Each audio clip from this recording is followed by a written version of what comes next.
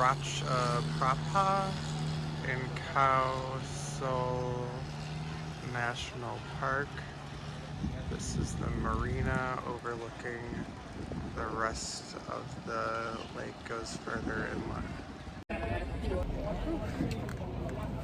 This boat is a little tricky to get onto. The whole area of the Khao National Park is known as the Rapa Dam Reservoir or the Chowland Lake. And it's mostly known for its floating bungalows or raft houses, and that's what we're going to be staying at for 2 nights. It's also known for all the viewpoints, these amazing limestone hills in the background, and there's some caves, and then some of the inlet outlet areas have different trails that you can go on. There's also a ton of wildlife on each of these little islands. Birds, elephants, etc. We'll be staying at one of these raft houses at the Phutawan. Also available and less circular-ish is the house also on a river. So they have a little place to sit here, a very long bed. The power is only on 6 p.m. to 6 a.m. because it's a generator. And so there's no AC, but there's a bunch of windows. There's a fan during the night. And the water. I guess another seating area. Not the worst view going outside. There's at least a dozen of these raft houses on the lake, and they're all pretty similar. They're kind of natural style, and they're all inclusive because you can't keep going on and off the property to get water, food, etc., etc. Ours had a ton of food at the preset times, but it wasn't my favorite. There might be some other resorts with maybe more American or Northern Thai options. I think I also just don't like having a preset time to eat. And this was probably the most limited English that I experienced in all Thailand. Most of these places have different deals or packages in terms of how many days and hikes. So maybe pick which resort based off the expeditions they have and the price.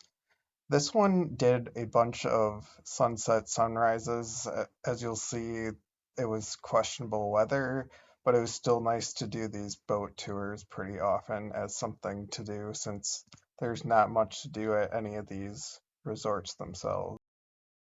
Our main expedition for the weekend, we were really just told that we were going to Coral Cave, and then we went off. Alright, about to explore the Khao Wildlife Sanctuary, where there's apparently wild elephants.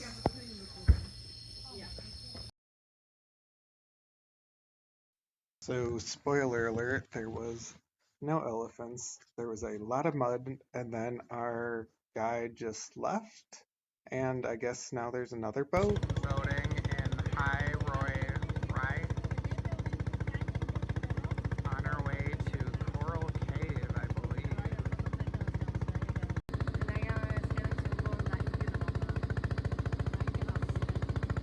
My houseplants could never. Or you get some privacy. Stalactites and stalagmites. So those are the tights. They're tight to the ceiling. Thank you. Okay. Someone anymore? very thin, nah? And this I don't know how long, how many thousand years. Usually, stalagmites are much thinner, but these You have can all take a gotten photo, but pretty don't touch, fat. please.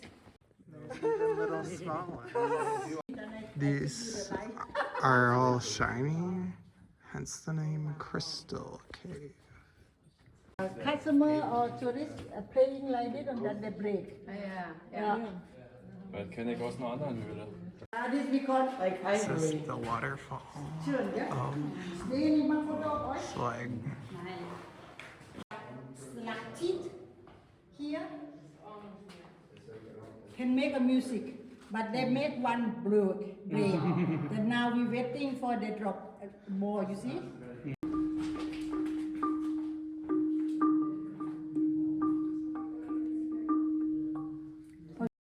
We ended up following along with the other tour guide from some other resort because I still don't know where ours went.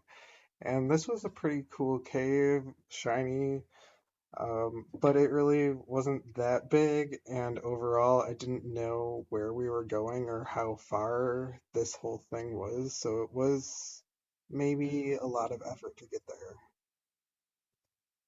Kind of felt like a video game where you're trying to reach a goal, but then you have another side quest and then another side quest to get to the side quest.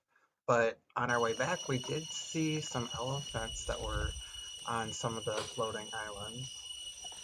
This was a mom and her kid, and so we're all just in this boat, basically on the side of it, all almost falling in, trying to get these videos of this elephant and the mom, and we're only 30 feet away. You don't want to be any closer.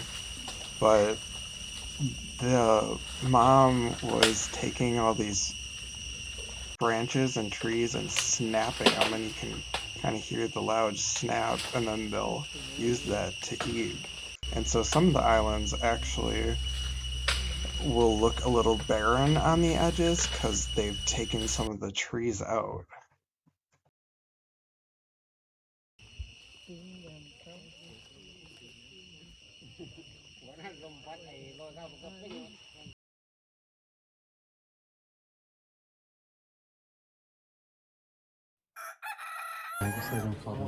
Well, given this whole national park, I think we started at the pier over here, and now we're over here. And yesterday we went around here and then did a little trek here to Crystal Cave. So we really haven't explored much of the park overall. It's huge. So Khao didn't always used to be this giant lake on a national park. Before it was more of a river system and watershed. Then in 1980, it was declared a national park by the Thai government.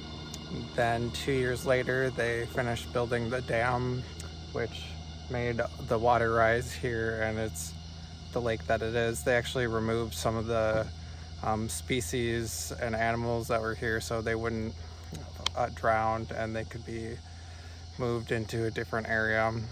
And then it took about 3 years to fill, so 1985 was when the national park was really what you see today as this kind of lake in a national park. And now we get these sounds like this. Anybody know what that is? Alright, this morning I'm going on a sunrise cruise. This might be the most of the sun that we see on this cloudy day. In Thailand, there's a rainy season and wet season, and it's pretty clearly divided. For Khao, it's a little different since it's in the middle of an isthmus and the middle of Thailand. So the rainy season is still April to November, but it can rain on any given day. but it's usually not a 24/7 rain. It's usually a downpour for an hour or even just a couple minutes quickly. So went on safari boat rides, and so we could hear sounds like singing givens or kind of see monkeys in the distance and different birds, and it was fun to kind of do an I Spy sort of thing. Oh yeah. But it is indeed. Why are you guys just hanging out here? Most likely. I guess we get this whole boat to ourselves for this beautiful sunset. The boat captains did a great job of showing us some of the highlights of the lake, especially given weather or the time in each adventure, and gave us plenty of opportunities to take photos, even go at the front of the boat, which everybody enjoyed. So overall, Khao, super cool. The mountains were amazing, even if the weather at times was not the best. I would definitely recommend staying over at least one night. We stayed over 2, and I think I got a little bit antsy just because there's not that much to do at any given point if there's not an active excursion. If you don't have time for an overnight, there's lots of day trips, and they can even go to one of the caves, or there's a couple caves not in the lake itself, or do the hikes around there. You can also go to a floating resort for lunch on some of these day trips, which is a great way to experience it quickly. After that, we went back to the pier and made our way to the airport to go back to Bangkok.